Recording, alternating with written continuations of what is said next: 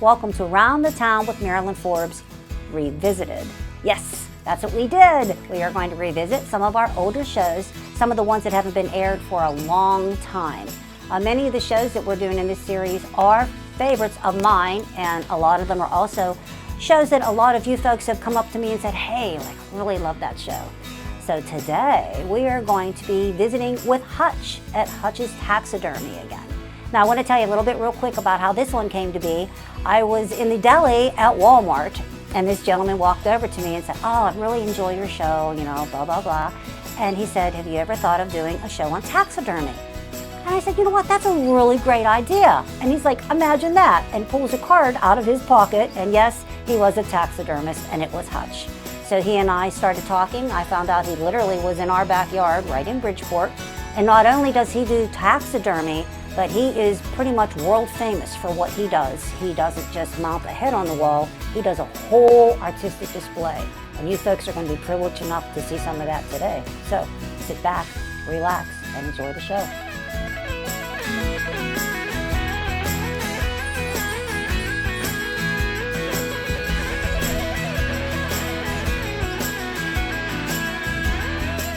Since Egyptian times, man has taken birds, mammals, and many different other forms of wildlife and had them processed and preserved in a special way, thus creating wonderful long-term treasured keepsakes or unique items of education that can be seen and appreciated by everybody. Hi. Welcome to Around the Town with Marilyn Forbes. Today's show is going to be all about the art form of taxidermy.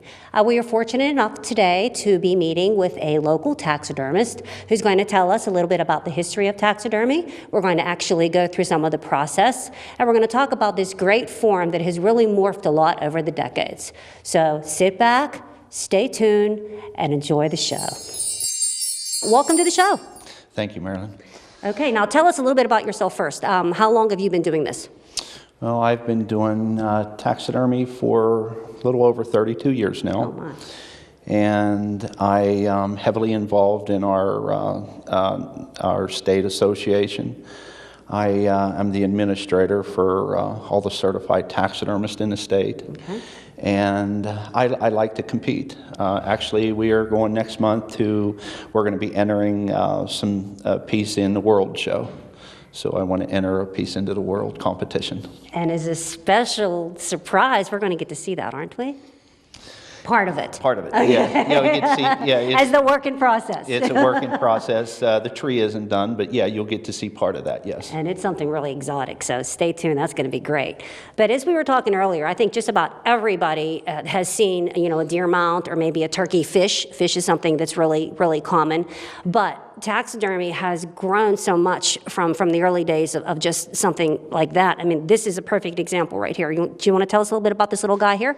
Yeah, one of the things about the little cub, it was an 11.5-pound bear.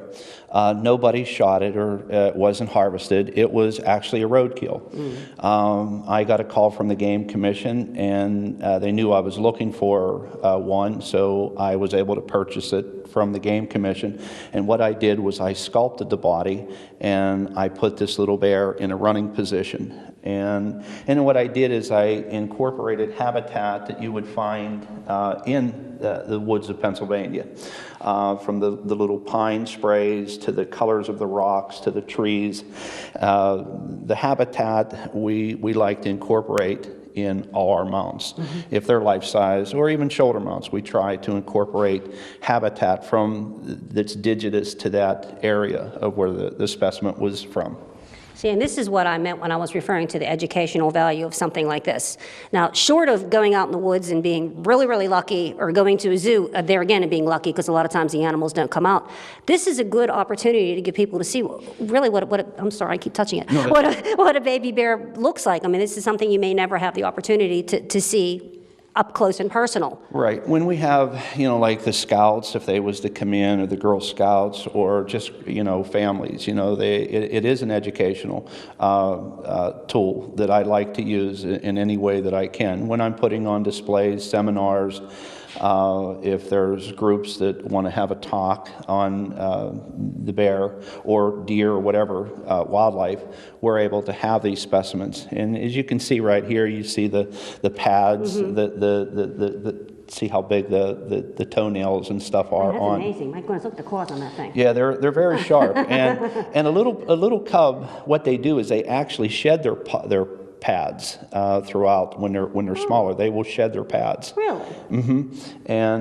But there's, you know, it's really nice when I'm able to put the pieces together, and you know, people come in and they can see, you know, the eyes, the face, and like I said, That's the natural. what I mean. Yeah, the natural. That's just setting. great. And it's, you know, you can touch it if you Yes, love it. yes. Now, this big guy behind us, he's a Pennsylvania bear as well? This, and again, is this was a 200-pound Pennsylvania bear, black bear, and the habitat around it again is done up of the Pennsylvania, the setting, the mountain laurel. Everything that you would find in Pennsylvania would be put on this. And I'm trying to think a little bit about that. I think my client there, that they had gotten it and then they changed their mind on it. I'm not really sure. It was an extra bear that we had, so I just mounted up for display. Oh, he's nice looking. And then going a little bit outside of Pennsylvania, we have this fellow over here, something else a little bit different. That there is a Himalayan tar that was from New Zealand. And I actually did pretty good on awards on that. Like I said, I like to go from... Yeah, it's got... I'm a toucher. Yeah, it's got a lot of long hair on it. We took that to a few shows, and I do compete out of the state, you know, Ohio, West Virginia, anywhere, basically anywhere I can make it. You know, I like to compete just to see how I do in competition. And there again, if we were in New Zealand, this is the type of area he would be seen in, the icy, do you try to create that? Yes. When I went on the internet, I wanted to see what the rocks were like. So what I did was I zoomed in on the pictures, and then I sculpted the rocks to make it look. There was one particular picture that I seen where there was some Himalayan tar, and so what I did was I reconstructed that picture that I had blew up on the internet, and I tried to reconstruct that.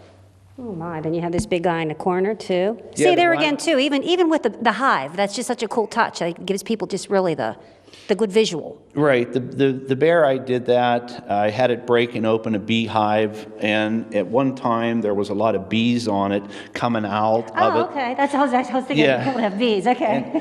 But I could never keep the bees because every time somebody would come in, they actually thought they were real bees, and they would take their hats and swat them off. So that's why there's no more bees on it.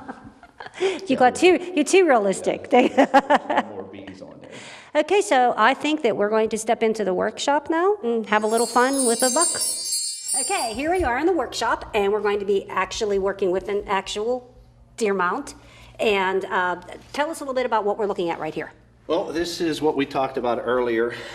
This is the armature, the mannequin that we'll be using for the white-tailed deer.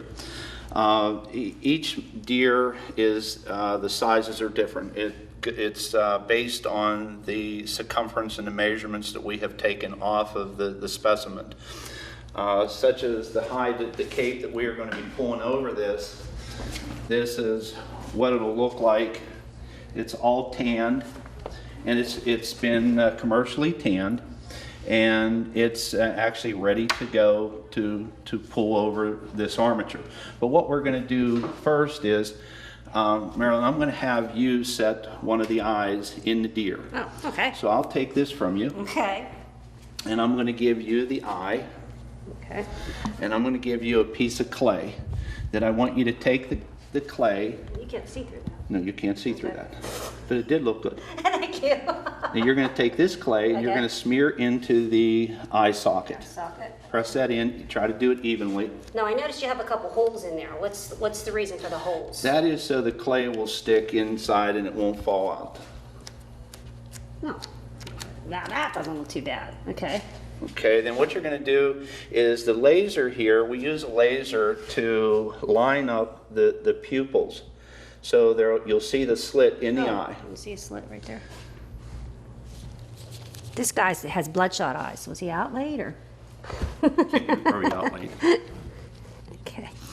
Now, once you get that lined up with the laser, You know, once I lose it once. Okay, there we go. There we go. Does this set up real fast?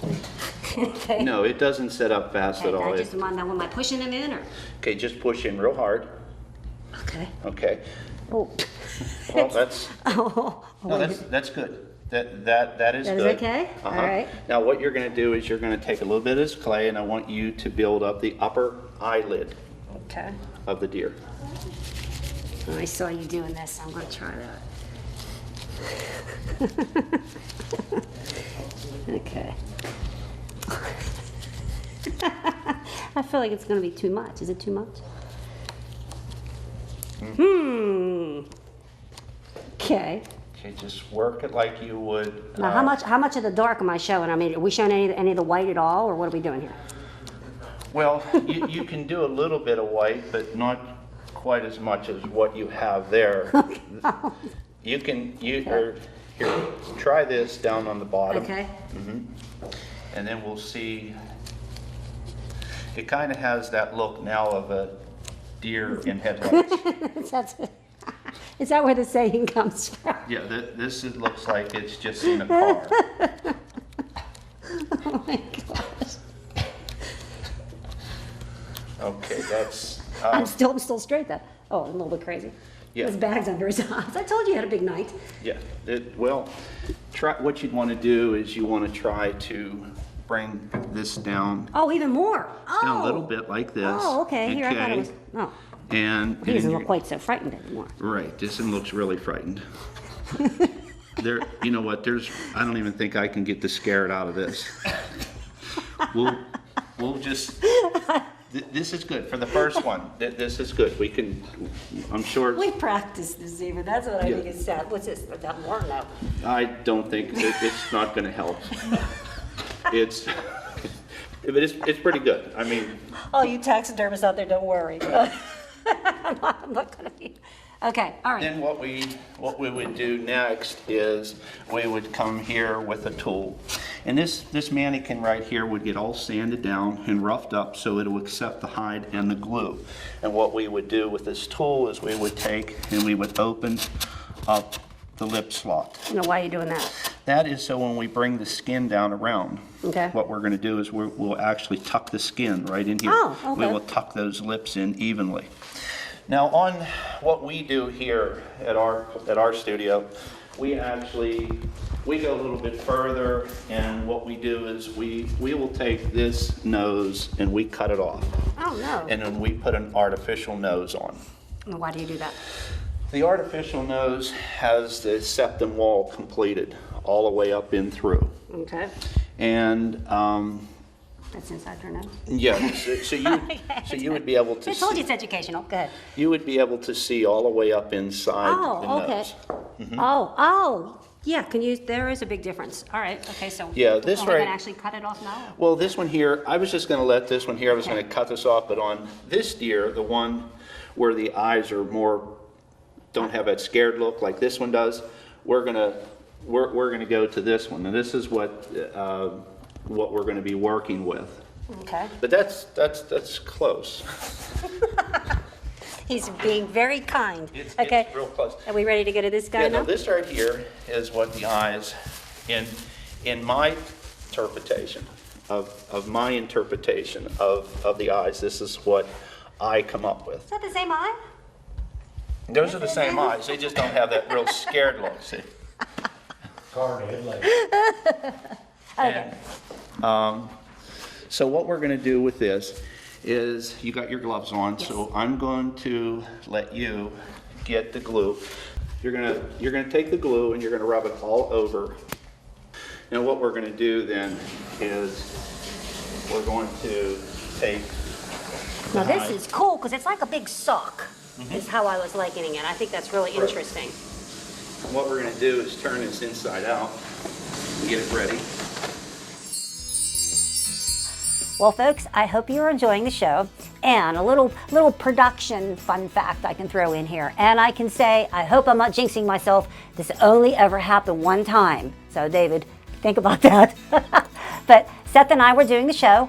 We had started the show, and Hutch and I were working on the head. And we're bantering, we're having a great time going back and forth, and we're about 15 minutes into it, and Seth goes, guys, I didn't have the camera on. Oops. So we had to start all over again. But I think it still ended up pretty good. And speaking of pretty good, I hope you are enjoying it, and keep watching the rest of the show. What is taxiing the skin? Taxiing the skin is moving the skin around the armature. Okay. Or, like in that case, we're going to taxi the skin around the ear. And what you want to do is you want to have a lot of reference pictures. Oh, now, okay. these pictures are of the ear. So you want to always have reference pictures when you're, good taxidermists will keep reference photos on hand. So like when we go to do the ear, what we want to do is we're going to take and we're going to move the skin around the ear. Okay, going to make sure it's nice and thin, and we're going to make sure that the hair pattern aligns just right. We will come back to this, and we're going to redo these ears. Right now we're doing them kind of fast just to set this up. Yeah, actually, something like this from beginning to end, I mean, he's going to give us a very good representation, but it takes hours and hours and hours. We have 12 hours into each one of our deer, and so, yeah, it's kind of rough right now. And what we're going to do now is we're going to put this on, the one that we glued up? Yes. Okay. And you're just going to be real careful that you don't mess up the eyes. You know how good I am on eyes. I'm just pulling it down. Okay, hold up.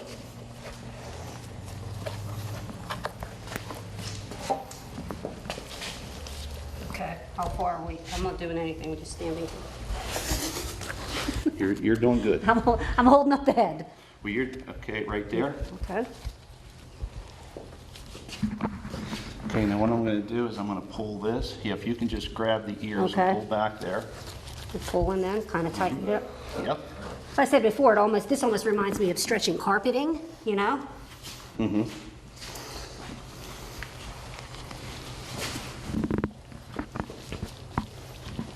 Ooh, it's getting there. Now, this is a tool that we use. This is for taxiing the skin around. What we Okay. do is we jag this into here, just like a carpet tool. Oh, okay. So And- you got the carpeting again? We're going to pull this down here, and you can just push this Pull way. it this way?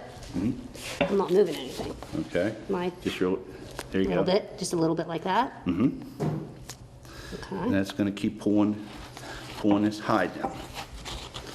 Okay. Now what we're going to do is we're going to place the antlers on.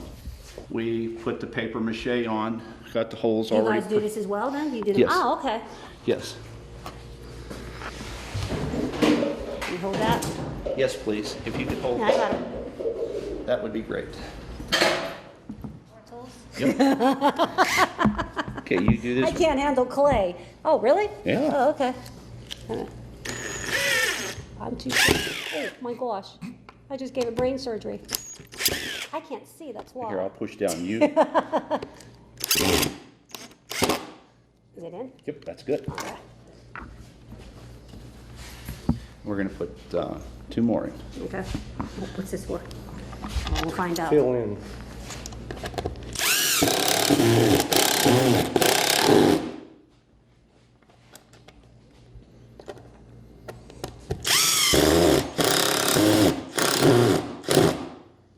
Okay. Now you're going to take. What are you doing all that clay? It just disappeared. That's good. What you want to do is you want to take the clay and smear it around the antlers. Up around them? At the the base? bottom, at the burr, Okay. the antler burr, yes. Whoops. Oh, I don't want to cover them up, correct? Because we want those to be exposed. Right. Or no? Yes? Okay. You're going to cover up the screws. And what you're doing is you're just putting a thin layer of, you'd be putting a thin you. layer of like meat, fascia, whatever, on top of the skull plate to build that up the replacement of the meat that you have taken off. And that's where we're using the clay.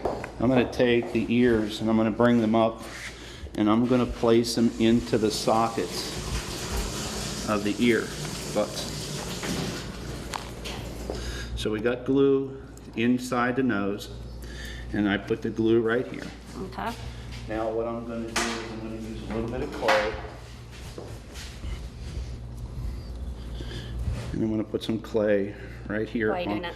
Well, what that's going to do is it's going to puff up that nose pad. On a white-tailed deer, the nose is really, they have a nice soft pad texture. Oh, okay. So then we'll be able to tool in all the little, I call them dimples, on the nose pad. Now here we're going to take this, All right. and we're going to bring this down around here, and we're going to take and work this in. Into his nostrils. Mm-hmm. And we're going to take this. Oh, you little handy dandy tools for everything, huh? Yes, if we don't have a tool, we'll make the tool, Oh, and it will make the tool for what we need.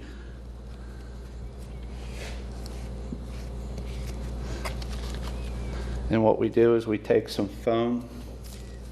Now again, we'll probably redo this again after you're done filming, just to make sure we didn't miss anything. What we're going to do is we're going to shove these inside, and the reason why we're shoving this foam inside is because that foam swells up and it pushes the skin on the side wall of that nose pad. oh, okay. So now what we're going to do here is taxi the skin around, and we're going to go ahead and start working on the eye.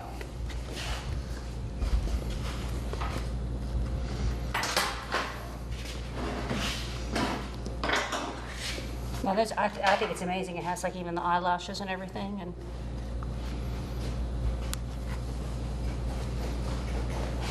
so you're just tucking it all around then to. Yeah, just I'm taking the skin now and I'm pushing it in between the eye and the eyelid. Now this one here is almost ready for you to look at. And I'm going to take and clean this off.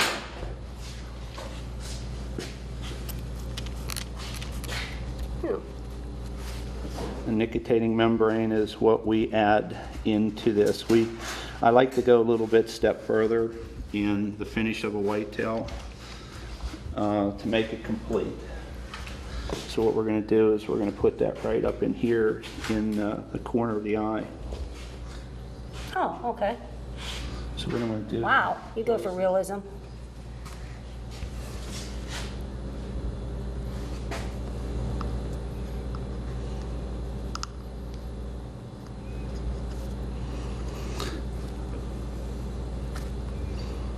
So this is why something like this takes 12 hours. You spend a lot of time with detail. You spend a lot of time working with everything.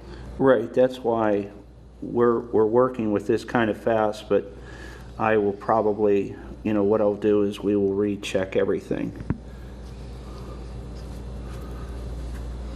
Okay, I'll try not to spend too much time on this for right now. And then are we going to do this as well? Uh-huh, Okay. We're going to do that. And now what I got to do is I'm going to put the crease in.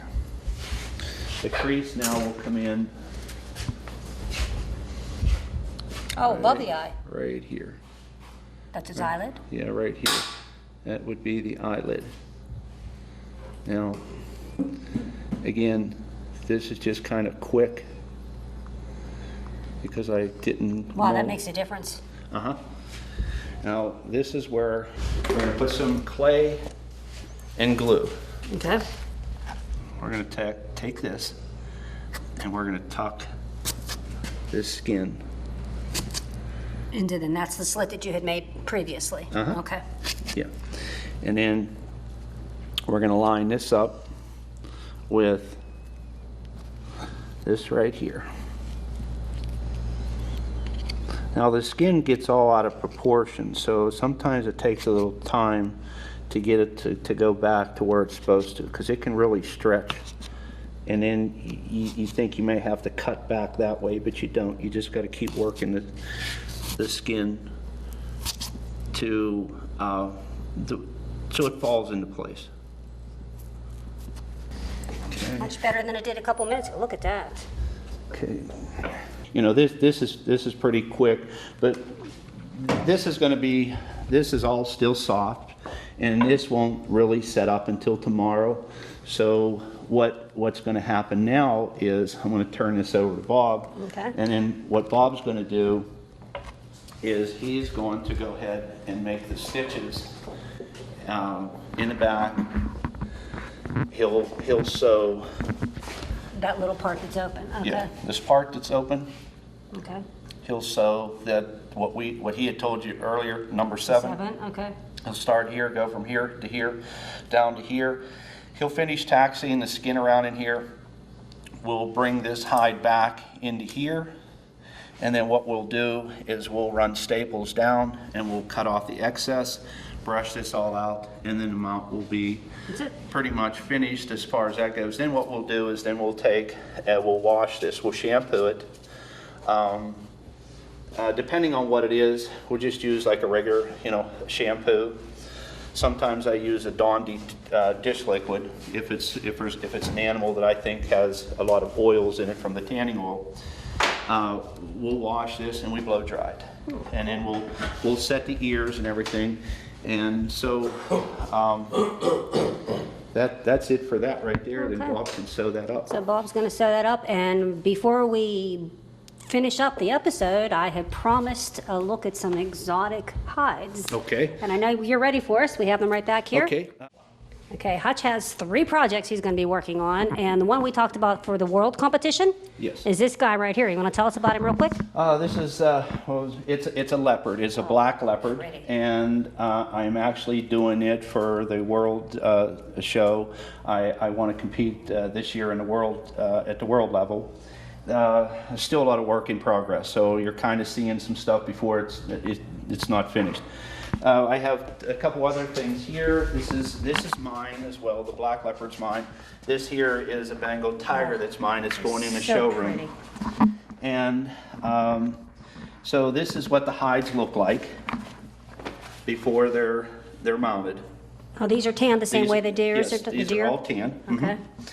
And it's a pretty nice size lion, or tiger rather. Now, something like this is you will actually build, you'll take measurements and you'll build a form for it, and This here, if there's this one in particular, yes, I'm going to have to make, because what I want, I can't find the armature or the mannequin for it. Then I have 2 gators. I have a 5-foot one and a 10-foot one. This 10-foot one is one I'm going to be mounting oh my gosh, look at him. for our showroom as well. And it is also tanned.